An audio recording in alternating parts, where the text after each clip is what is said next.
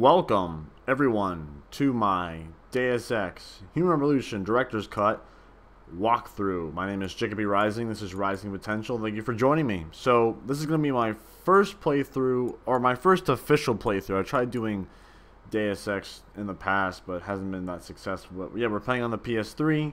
I mentioned in my unboxing video why I got it for the PS3 instead of the Xbox. Apparently, Xbox was experiencing a lot of issues, so I'm like, you know what, I'll get it for PS3. This is my first PlayStation 3 walkthrough on YouTube, so what a better game to pick than my favorite game of all time. This is my first playthrough of 2 that I'll be doing on this channel. This playthrough is going to be, I keep saying playthrough. This walkthrough is going to be a walkthrough. It's going to be showing you where all the eBooks are, how to get the Foxiest, the Hounds Achievement, the Pacifist Achievement. I'm playing on normal difficulty, and then I'll be doing a secondary playthrough after I complete this one, which is where I'll be playing on the hardest difficulty setting, the Gimme Deus Ex difficulty setting, and I'll pretty much be going around killing everybody, and I'll also be utilizing that New Game Plus mode, so... the Director's Cut features a lot of things that are different. Has developers commentary, which I'm really looking forward to listening to. And yeah, I can't wait to dive into this. The graphics have been updated significantly. All the Missing Link, like lighting and graphical upgrades that were from the Missing Link DLC are going to be present throughout the entire Deus Ex Director's Cut experience. So yeah, let's get the let's see, controller vibration setup. Oh, that's for the Vita. I don't need that. Let's see, what else do we got here? That's interesting because in the original Human Revolution, all these were originally off, but I guess they set it to on, which I guess is a good thing.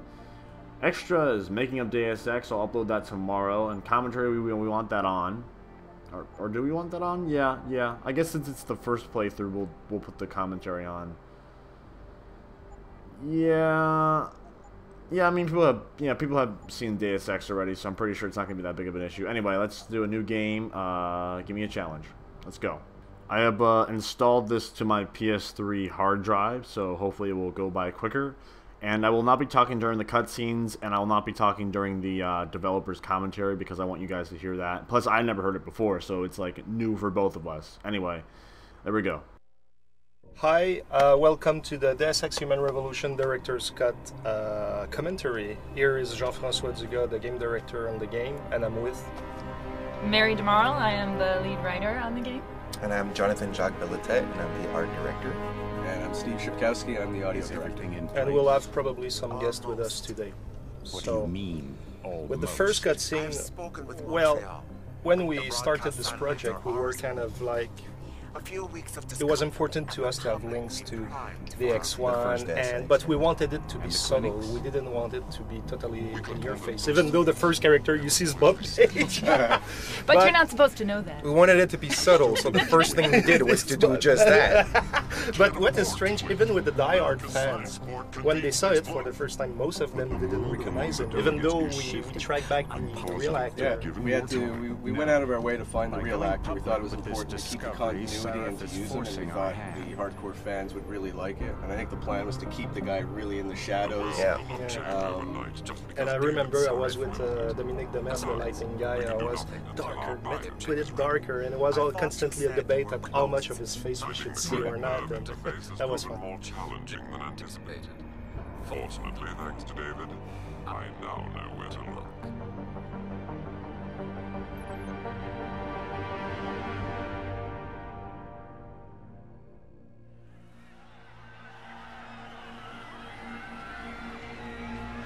Yeah, so now it's the cutscene where we're introducing Adam Jensen. Actually, this TV news is probably the only TV news that has some animated 3D in it, which was the original plan with those TV news. But as we figured out the scope of what we had to produce, and we had so much to do, and with all the other cutscenes and stuff, we quickly realized that we wouldn't be able to. I wanted them all to be 3D. I know that when I was writing it, I wanted it to be like, first you wouldn't even know you were watching the news. You were actually seeing like the stuff going on at the Capitol building, and then slowly you realize, oh, it's news. But what we kind of envision doesn't always work. Yeah. And then with Megan and her necklace, that was another very important part for us, because from a story perspective, we wanted to establish something that was a part of her, something that made her human, and that would have on this relevance, because eventually we had all these plans that like you might find it in the FEMA facility where she'd been taken and stuff. So it was a very important thing, but I think that we didn't necessarily communicate that. No, this is one of the few little times that me and you didn't talk or something about it, because usually things went pretty well in terms of what you wanted and what I wanted. But yeah, so at one point it was like, we had her design down and everything. Megan was pretty much finished in terms of what she would look like. And I think it was either you or JF who came up and was like, where's her necklace? I'm like, what necklace? You're supposed to have a pearl necklace. I'm like, really? And I'm like, the whole thing's done. She has this big collar and she's all zipped up. And I'm like, where am I going to put it? It's like, well, you just put it over her clothes. I'm like, you don't put a necklace over her clothes. But we ended up doing it, which I think looks... I personally think it looks tacky, but it's fine. I mean, it works. It works in the sense that it did the purpose that it had to do. So I'm probably gonna make this first part extra long compared to the other parts, just as like an introduction. So if you guys want to click that like button, I don't like promoting myself that way. I sound like a douchebag, I think, but I mean, I just want to know if I'm doing a good job. It takes literally 2 seconds, and it would just give me feedback saying, yeah, I'm doing a good job. So welcome to my playthrough, or my walkthrough. Since I played this game 5 times on my Xbox 360, there's actually a little hidden not really Easter egg, but there's a hidden achievement in this room, or I guess a trophy. And Patient X, I know who that is. For the sake of this playthrough, I will not spoil anything for people who have not played the game yet. So I will not say who Patient X is.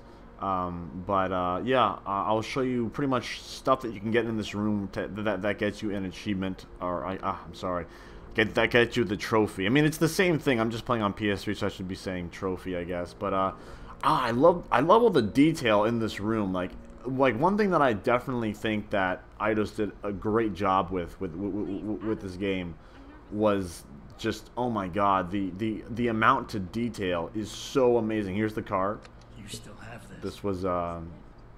This was a gift from Megan. No. This was a gift from Adam that he gave to Megan on their first date. And Megan kept it because, you know, they're still couples. Be careful. It's a book that Hugh Darrow gave to Megan. Oh, no. I'm sorry. David Sarif gave to Megan. What else do we got? Here we go. We got, in a second. We got a freaking poster. I'll let you guys read this, so I'm gonna, like, you know, hold it up on the screen long enough for you guys to read it. Fun fact: the guy who I thought women were the ones who kept men waiting. Ironic. The guy who voices Adam Jensen, his wife voices Megan Reed. So in real life, they're husband and wife, but in the game, they're boyfriend and girlfriend. I thought that was pretty cool, and they both do outstanding jobs. I love Adam Jensen's character, and Megan Reed's pretty sweet as well. What else do we got? There's 2 more items if I remember. Oh yeah, here we go, the computer. You know, you really should get in the habit of locking your computer, Meg. I know. Frank gets on me about it too. Is it me, or does she sound like Mila Kunis? She sounds just like Mila Kunis. Holy shit. Okay, if you scroll down to the bottom email, I'm just going to give you guys a chance to read this. If you scroll to the bottom email, she'll be like, oh, don't read my emails, and that will count towards the trophy. Hey, stop reading my email. There you go. And this is a bit more information on that Patient X that you saw in the ebook, and I will try to get all the ebooks. I'll try to get all the important ebooks. You'll know you get the important ebooks if you get experience from it. It's like 200 experience. Regular ebooks, you won't get any experience from it. But there's one more item in this room. Come on, Slowpoke. There's one more item in this. It's this picture next to the computer, right there. Wow, how long ago was this taken? In grad school. And the trophy should come up soon.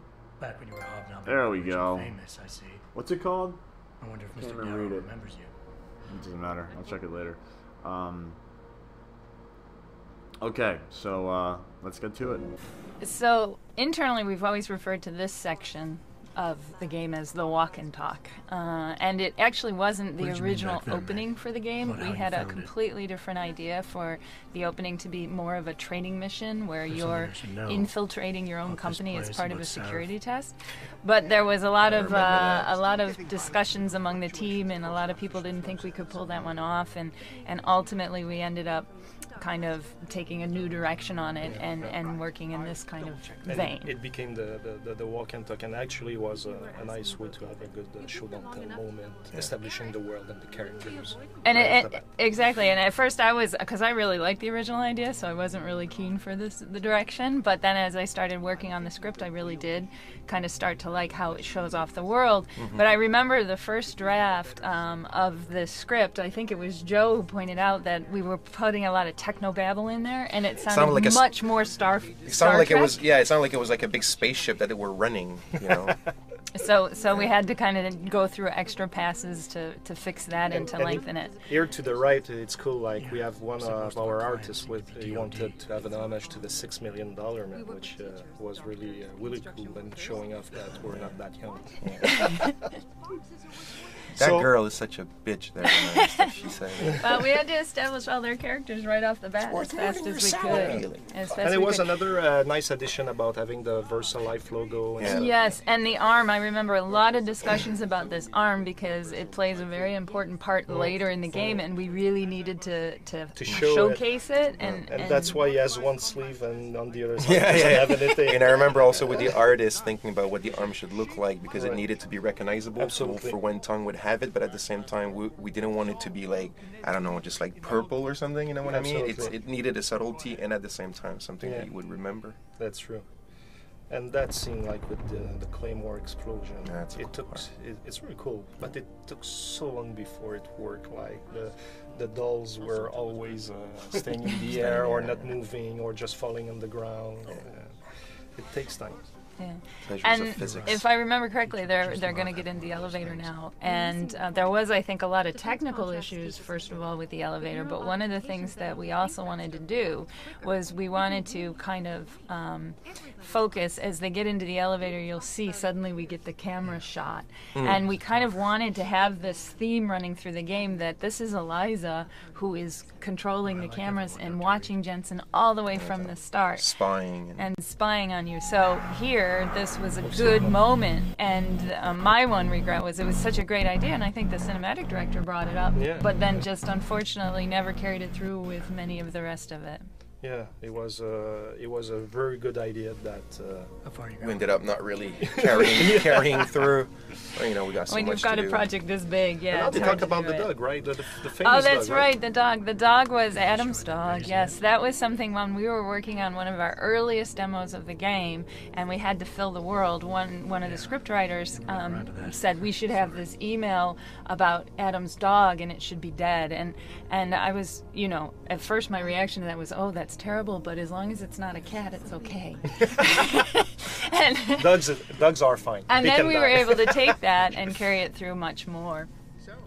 Now we get one of our favorite characters. Yeah, Pritchard. Yes. And this here, like, what is really cool is that just like a real guy, he just looked very, not too subtly, to Megan's ass. And like quick glance at her butt. Exactly, and I think it adds authenticity to the fact that he also did it in front of her ex-boyfriend. It definitely tells you a lot about the character right off the top. Like he hasn't even spoken a word yet, and just that action speaks volumes as to his relationship with Adam. Yeah. It's Andreas. Andreas Asperges. Asperges did, and actually it was quite fun because I think from a writing perspective, we really wanted Pritchard to be this dick, and Andreas was so good. He'd come in and he would do this, and after every take he would finish it and go, God, I hate that guy. And now we hear the UNATCO theme.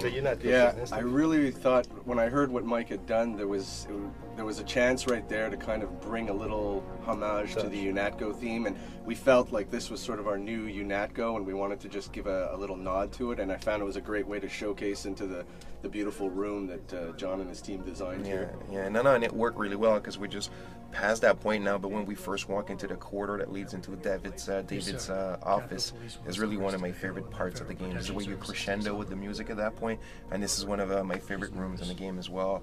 And just everything just culminates together, and it's just it's very emotional. It's so emotional. It's really strong. Yeah. I think for the story, but also for what we try to put together as a team, it's all there, and I think it's very emotional for us as well, just as a in relation to the project, you know. Right, absolutely.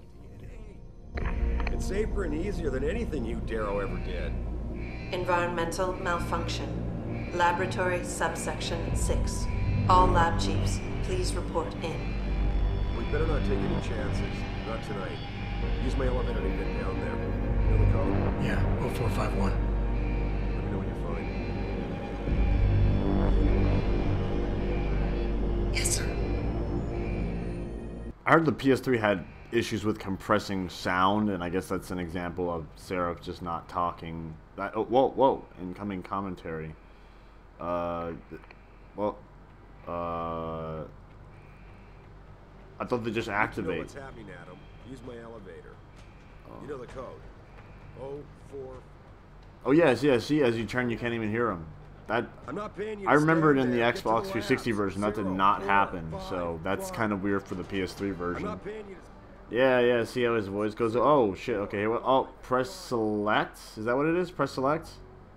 So now, if you look at the sky by the window and everything, like one of city, the city, one of the early version, like the sky was filled with so many aircrafts that it felt like little it was flying cars, whatever it felt like it was Coruscant on Inns Towers, and we were like, no, okay, it's in 2027, but it's still the normal world. Well, the thing's that they're not even flying cars. There's no flying cars in our game. In the world that we created, there's supposed to be choppers or personal airplanes or private jets or whatever. But even now, I think there's too much. But it used to be columns, like in Coruscant. Yeah. It's much better, but it could have been It's much better, but it could have been.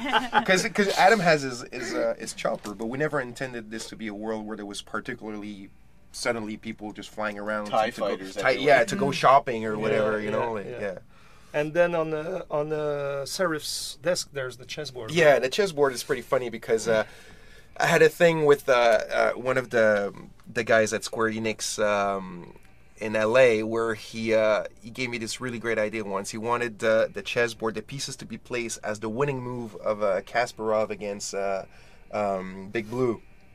And or was it Kasparov? I was about to say Bobby Fischer, but no, it was Kasparov.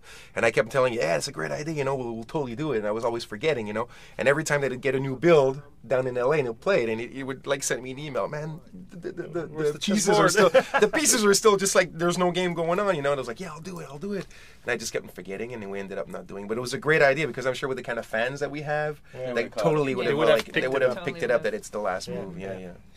And now, as if you go to the elevator, now there's the code, like in the pure tradition of Looking Glass and Ion Storm games. 451 has been in all of their games. A reference to Ray Bradbury, one of my favorite authors. May he rest in peace. And so we knew it had to be the first code in the game. Right. And one of the funny things was that actually when we were creating again the demo, I think it was for E3, which happens much later in the game, one of the level designers, without even thinking it, put in the code 0415. He switched the numbers. Yeah, he switched the numbers, and everybody was like, "Look, is that supposed to be? Is that no? It was for getting into Tom's back office in the Hive." Okay.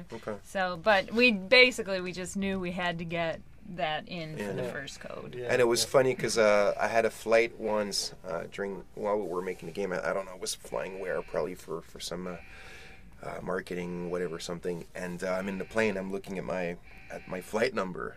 And it's 0451, and I'm like, no, and I took a picture, and I actually tweeted it first, and then people were like, no way, and then I'm like, and I took a picture, and I posted, and people were like, my God, it's a premonition. It's like, walk out of that plane, it's going to crash or something. On a remote island.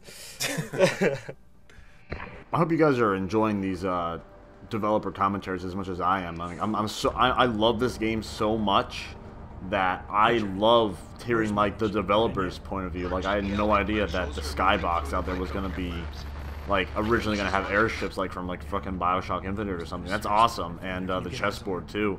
Again, like the amount of detail that goes into this game is just ridiculous.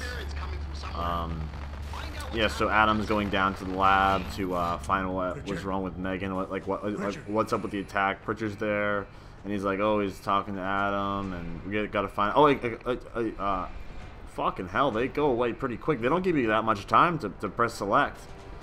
Okay, getting used to the controls on PS3. Okay, that's to shoot. That's to reload. That's run. Okay, where's that commentary? I wanna listen to that. Where is it? There we go. So this section where the attack takes place, originally what we had wanted to have was that you would actually go back through the area that you saw through the walk and talk, and kind of do that kind of whole Half-Life thing where you take the descent down and then you fight your way back through everything you saw earlier.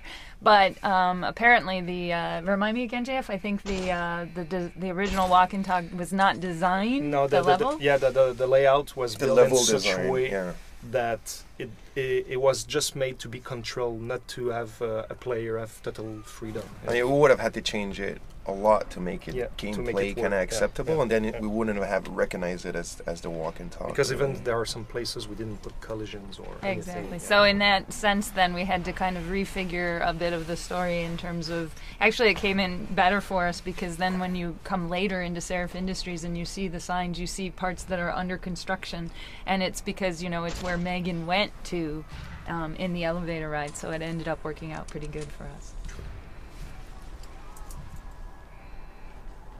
Since this is like part 1, let me know if you guys think everything's going good so far. I actually love this action sequence. That's Barrett. And look at that. Ready?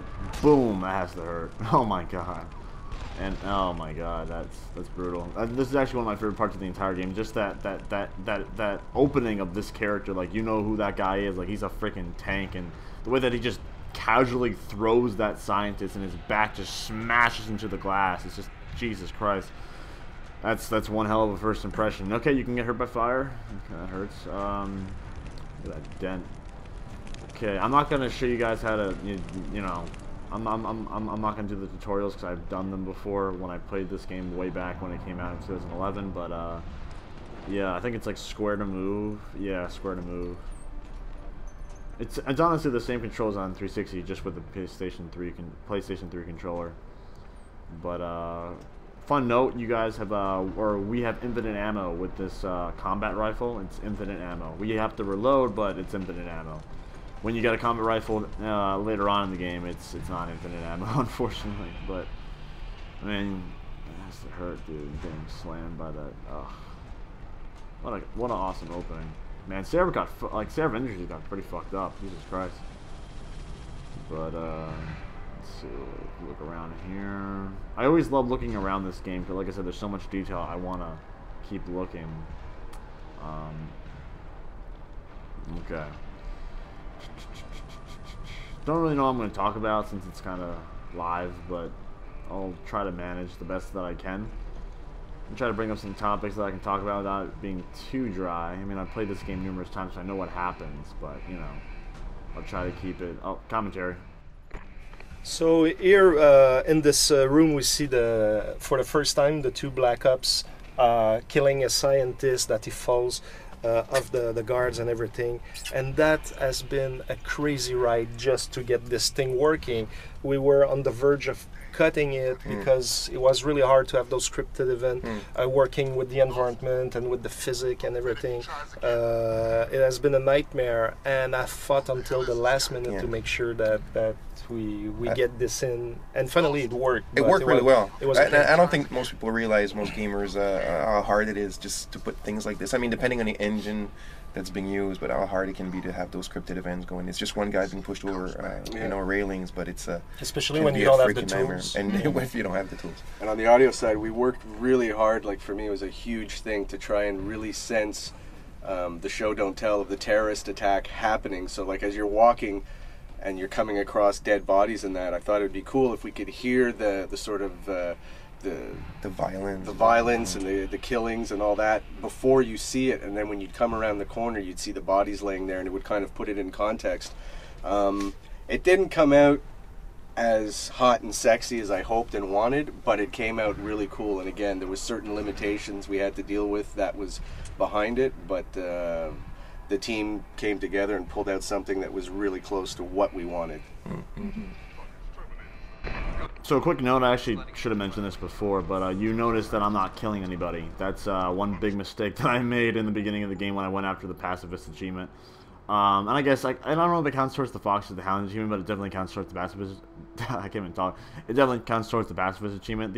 Our achievement trophy, the achievement/trophy says, do not let anyone die by your hands except for boss fights. And that also includes the prologue. So this little section right here, we cannot kill anybody. And I'm just saving really quick. I'm noticing that the saves are much longer on PlayStation 3 than on Xbox. Even when I installed the game, they're pretty long. But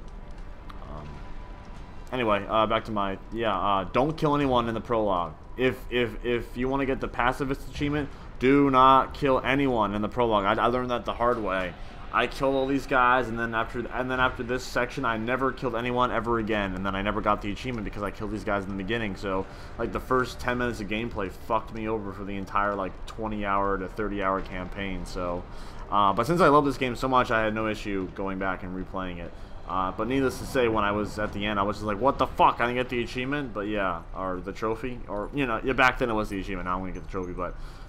Yeah, don't kill these guys. If you don't give a shit about the achievement, by all means kill these guys. I mean, this, like, just me chilling like this is just making the playthrough go by longer. But I mean, this is what you got to do, and this game, like, it rewards you for doing stealthier approaches. Yeah, but yeah, don't kill anybody, or it will fuck you up. Okay, I'm going to save here. That's one thing that you want to do when you go after these achievements is you want to constantly save. I'm a bit kind of annoyed that the PlayStation 3 loading time is a bit longer than the Xbox. It's longer by like probably like 3 extra seconds, and that may not seem like a lot, but as you build all those seconds up, it really gets annoying. But anyway, I'm just going to run past these guys. Fuck it, I don't give a shit. They probably saw me out. I don't care. But yeah, I'm not going to talk during the directors or developers con like this one. Yeah, so here we're just before the corner where Fedorova is introduced and she kills some guards. That was a lot of work and everything, but that sequence came quite late during the development, and we realized too late that it wasn't working because we foreshadow it with the 2 guards being killed at the other end of the corridor. And we thought players would be attracted and see what's lurking beyond the corner. But actually what happened is that most players were scared and they were just taking cover and waiting. Yeah, because they just saw people like getting gunned down and everything. So obviously your first reflex, is just to kind of hide or whatever. And then when they were getting on the corner, when they realized nothing was happening, scripted, the door was already open. The scientist on the other side of the door was already killed. So like it was and most players it was like that, and we were like, oh no. And they never got to see Fedorova, and it was so important to try and set her up. And I remember that first animation that they had. Yeah, it was a little outside of what we wanted, I think, Fedorova to be, because she it's a bit of a clumsy sort of scene how it came together, and she sort of just dematerializes and then materializes on the other side of the door, and we even thought, like, to try and help that, we put in the sound. If you listen, you can hear like almost the footsteps in the vent of like her traveling to the other side. But then she'd kill the scientist and she'd look at the players and do this kind of almost like Betty Boop sort of like blowing you a kiss. And we're sort of like, it's not really working and for us. And I think everybody was kind of like, that's not this killer, this silent killer. No. That's certainly not what she's like. But in the end, it came out pretty well when you have the opportunity to see it, right? Yeah, but they changed the animation. We changed it. That's what I'm saying. Yeah. But we had to see it for a long time. It really bothered me. Yeah, I gave up at one point. I thought, this is it. This is what's going to stay. And I think every single one of us went to the animation team and said, you have to change it. You have to change it. But now she just hops over the fence now, right? That's what absolutely. And the other problem we had was with the visuals, because she was jumping through the roof air vent, but the hole was so small, like, how can you fit in that? It makes no sense. It needs to be at least 3 times bigger. Twice as big. What is this, an air vent for ants? But it sounds, did we make it bigger in the end? Yes. Yeah, and we made it a bit bigger. A tiny bit. Tiny bit, for more ants. Reasons why I'm kind of camping is because I want them to finish the developer's commentary. I mean, I could have just ran through this room and ended this prologue, but I wanted to hear their, like, what they had to say, plus let you guys hear. But anyway, this is the end of the prologue, and the cutscene's coming up. So yeah, enjoy this cutscene. So the goal of this cutscene was really to surprise the player and get him. And I've always hated that shot of Megan because it makes it look like, what the heck is she doing while this terrorist attack is going on? It's supposed to be, is she a part of it? Whatever. She should have been cowering in fear. But for the most part, I think this cutscene did a pretty good job of conveying the horror of what happens to Adam in this scene. Yeah. I remember feeling bad for him. Yeah. It's almost gruesome. And you can really understand all those augmentations. That I really hated. I really don't like the green acid. It's like Saturday morning cartoons. Like, look, it's all green. Like Ghostbusters. Yeah. And here Namir is going to come to us, and originally it was supposed to be in gameplay, and actually we had move the camera and everything. Yeah, we had a working prototype, but hey. So yeah, with the opening credits, actually it seems like people really liked it. Our original inspiration was to kind of the James Bond movies, the $6 Million Man, trying to showcase this augmented character and everything, but we wanted it to be really stylish, really like a James Bond movie. Sometimes they go beyond, they go in the abstract. It's very stylized. Exactly. Yeah. It's actually more stylized than what we did. But no, it works really, really well. I think Steve A, the sound, the track that's on it is just completely insane. By the way, that's a pig. Sorry, I cut you. But when we see the thing cutting the flesh, it's actually a real piece of pig that was bought. When I saw the visuals, I mean, I was really impressed. It looked really cool, and I thought it was going to be really important to sort of nail it with the right music tone, because I think something that wouldn't have worked as well might have undersold the power of the scene, but it was really powerful. When I put the music to it with the visuals, I was just kind of like, yeah, this couldn't work any better. Mike McCann, the composer, just really hit this one out of the park, and the reaction we got when people saw it and heard it, they loved it right away. Even I think Goldtooth, the people who produced the who actually put it together, they came back right away saying the music track is just, you know, selling this whole thing. It's bringing it really was. And I remember the dialogue in this is so funny because the dialogue is so short and so simple, but you needed it to convey basically some of the hinting of what's going on with Sarif forcing the augmentations, but also we wanted it to sound like a real like surgery and the kind of thing. So I remember giving it to one of the writers on staff and saying, could you know, kind of write these opening lines and stuff. And he was going on and researching all about operations and CCT scans and all these things. And in the end, those little details are so important just to make it and pop it. Even if you can't hear it, it works.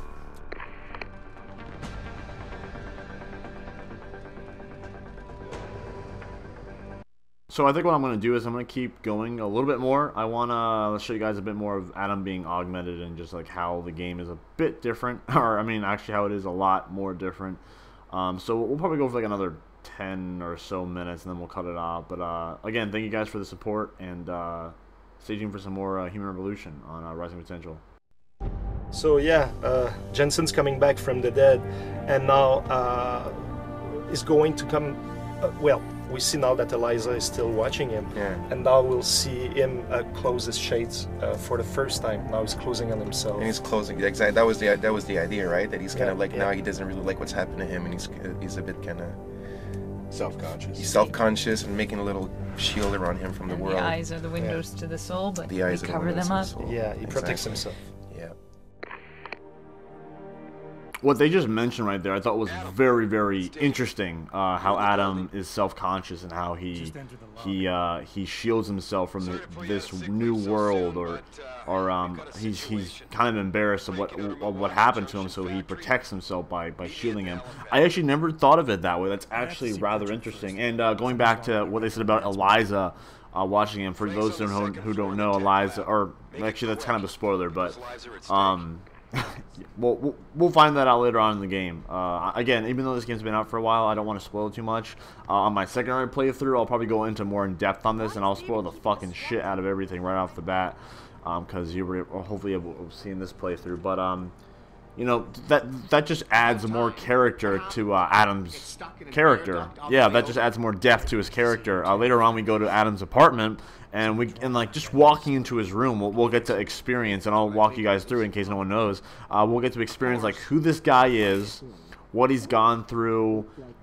Without any words, we'll be able to describe like exactly like who this guy really is. So, like, again, little parts of that are like the developers talking about like shielding himself from the world. I never got that. I'm just like, and it makes a lot of sense. So, that's really cool. That's really cool. I hope you guys are enjoying these as much as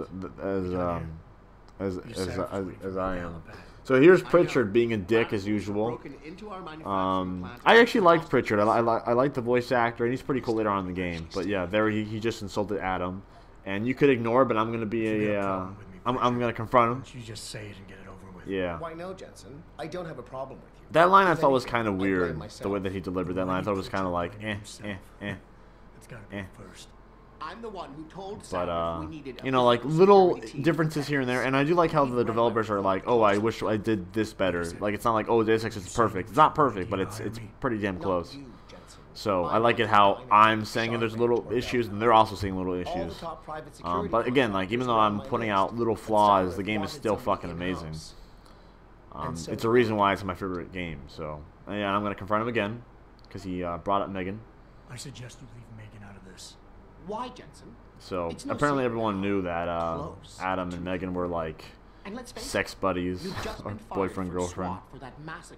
Yeah, the whole SWAT thing's gonna come up later on when we go to the what's it called, the police station.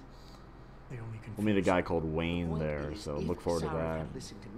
We wouldn't have had this conversation. But Megan, God love her, always did have Sarif's ear. Yeah, unfortunately Megan died. So if you keep this up, you really feel like yeah. Okay, so really cool Easter egg, actually, really quick. There's a Final Fantasy 27, a Final Fantasy Final Fantasy 27 poster in Pritchard's room. Let's take a look at that. It's over here somewhere, right here. Oh, they got a commentary for it. Awesome. I'll let them explain it.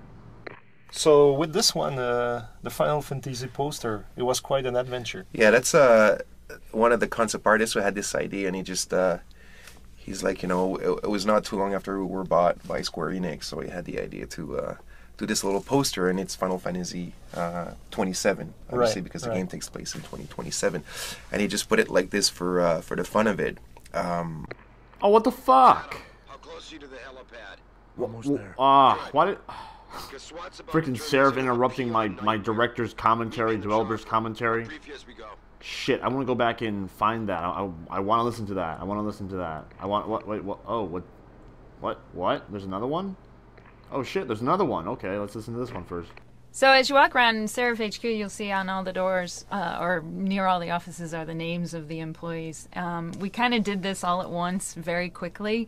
One of the level designers said, well, we need to name these people, and we had no idea. So I assigned it to one of the writers, Mark, and he had the great idea that since this is a scientific research and a thing in the Renaissance style, why don't we make up names? Why don't we take names of scientists and Renaissance thinkers from the past and painters and kind of mix them up? So a lot of the people in here, with the exception of Will Rossellini, are actually these references to ancient to Renaissance thinkers and painters and artists. So I thought that the developers' commentary appeared like during cutscenes and stuff, or like really important parts of the game. But apparently you have to go look for them, which is that's actually quite interesting. It's like another thing to look for in this game. So that's actually pretty cool. However, you know, that's also a way for me to like miss a commentary, like one I just passed. Where was that? And I hate how they give you like 0.5 of a second to activate it sometimes. I kind of wish that they were longer, but oh. What the fuck? Where is it? Where is it? All I see is freaking bamboo trees and shit. There it is. Yeah, and Sarif HQ, when I saw it, I was pretty impressed with it. It was really quite the achievement visually, and just everything you had in there. There was so much exploring to do. All the pillars you could get the history from. You could get the history of augmentation and the work Sarif had done.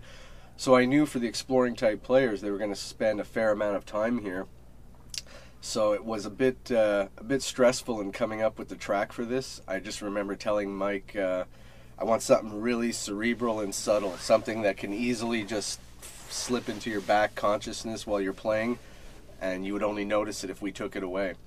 And it's kind of melancholic, right? It is. It's got a very melancholy, almost a bit of a sad feel to it. Is that the same track that we ended up putting on a website, on the Sarif Industries website, like viral website that we did? I think so. It's the same track that we use as the menu track, because it just we were going to compose a menu track, but in the end we just felt this track was really strong, and it represented, I don't know, it sort of encompassed something of the game that was important, and it felt okay to put it as the menu track, because it's almost like Sarif HQ, you visit it 3-4 times in the game, and again, you know, when you're going to revisit an area and you're coming back with the same music, you're really hoping people aren't like, oh, not this again. So, you know, I was fully aware of that all the time and a bit stressed out about it, but again, credit to Mike and the work he did. He came back with a track that, for me, it fit perfect, and based on the comments that were positive that people came back with, we actually said, well, let's throw it in as the menu track, because people seem to really like it, and it seems to work. Okay, let's redo this Final Fantasy 27 thing. So with this one, the Final Fantasy poster, it was quite an adventure. Yeah, that's one of the concept artists who had this idea, and he just he's like, you know, it was not too long after we were bought by Square Enix, so he had the idea to do this little poster, and it's Final Fantasy. Oh my god! You don't have time to mess around. Get to the helipad, or something seriously bad is gonna happen. Oh shit, okay, fine. Okay, fine. Yeah, I forgot in the beginning of the game you have to get to the helipad like as soon as you can, so I'll look at the Final Fantasy 27 poster when I get back to Sarif HQ, so fuck. I wanted to listen to that commentary, man, but whatever. Okay, this is where we meet Phendrada Malik, so I'll be silent for the first time we talk to her, so here she is. Welcome back, Jensen. Didn't think we'd see you around here for a while yet. You know how it goes, Malik. Duty calls. Don't I know it? I was in my wingsuit halfway to the top of the Renaissance Center when I got the 911. But you? 6 months is a hell of a short time to come back from the dead. You sure you're ready for this? Only one way to find out. Roger that. The boss is already on board, arguing with the DPD's tactical response team. They've got the plant surrounded, but Mr. Sarif wants you to go in first. You all set here? Because the sooner we take off, the better it will be for everyone. I'm ready. Great. Then let's get airborne. So yeah, the cutscenes are pre-rendered, but originally we were planning them out to be totally in-game and everything. And as we were progressing and realizing what it would demand and the tools and everything that we didn't have set up properly and everything, we kind of realized that we would never ship the game like that, so we had to rely on the pre-rendered cutscenes.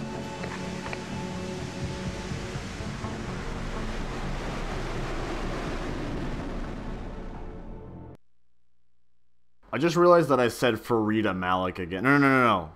Phendrada, yeah, I said Phendrada Malik again. Fuck. I keep getting Phendrada mixed up with Farida. Phendrada is Gendrada, that's from Metroid Prime 3. Fucking hell. My bad. There's a funny little thing here at the, if you notice when Jensen comes into the VTOL in the cutscene, he's wearing his jacket, and then when we start inside the plane, he's not wearing the jacket. It was kind of a big problem where between cinematics and in-game, they were saying, you know, something fell through the cracks. So for audio to try and help that out at the end of the cutscene, you actually kind of hear a cloth rustle, and it's supposed to be Jensen taking his coat off and throwing his coat on the floor to try and help sort of bridge the gap that, you know, it was too late. We couldn't fix the cutscene, and we couldn't put the coat on him here. It didn't make sense, so that's kind of how we dealt with that. And this is a pretty major scene with David Sarif. It's really the first time you ever get to meet him in person. And I remember the casting for David Sarif. We went through a lot of different ideas about what kind of person this should be. Should he be really corporate? Should he be this? And I remember we had a couple contenders, and when Steve Shellen came in, and the way he played it, it wasn't exactly what I was picturing in my head, but I remember going, wait a second, it's like it does it totally works because we wanted a very charismatic guy who's a very friendly guy, but we wanted a corporate CEO kind of guy. And I remember walking out of that casting session going, oh my goodness, what is going to happen? And I think the decision, we did it early enough in the process that the decision to cast him totally affected how we wrote that character from that point on.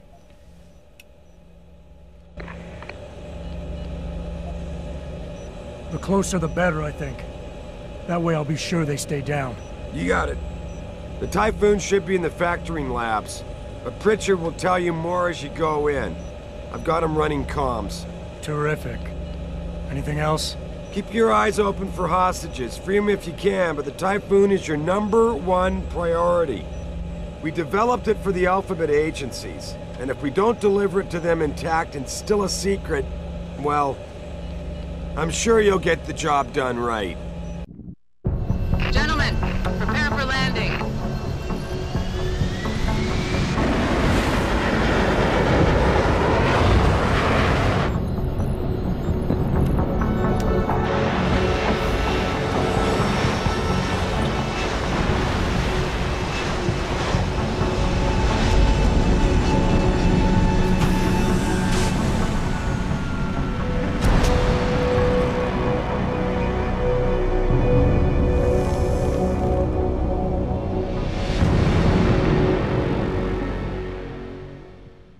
Alright, I think this is actually an appropriate spot to stop for now. So, yeah, just so you know, guys, in this first playthrough, I'll probably not be talking a lot throughout the entire game because there's apparently a lot of developers' commentaries.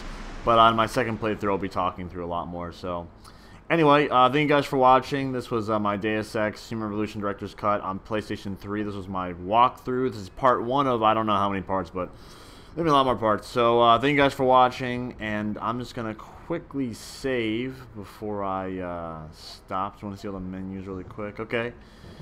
And should I look around a bit more? Yeah, nah, I shouldn't look around. I'll say that for, like, part 2, so. Okay.